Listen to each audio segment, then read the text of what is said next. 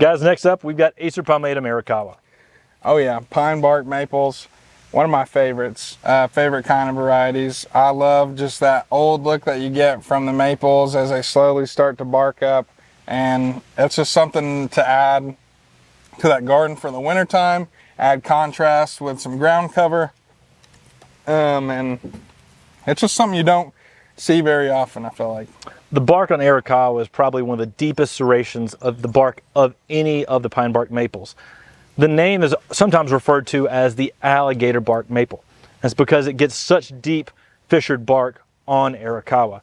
This means it looks older, it gives a more dynamic presence out there, and it makes an excellent bonsai if you want to put this out in the ground, take cuttings off of this, and do bonsais from those, or air layers, you can do that.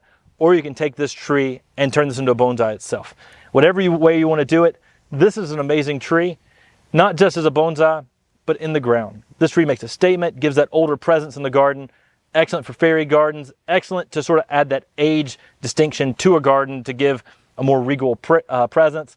And the fall colors on Arakawa are some of the best of any of the Japanese maples. And we often forget that because, you know, it is a pine bark. It is one of the best, that's the coolest trait about this. But if you compare this to other Japanese maples, it does have some amazing fall color. Yeah, I mean, we put a pine bark in on the side of the hill, and just the presence it has in there with its just strong structure, and then you get that deep serration on the bark.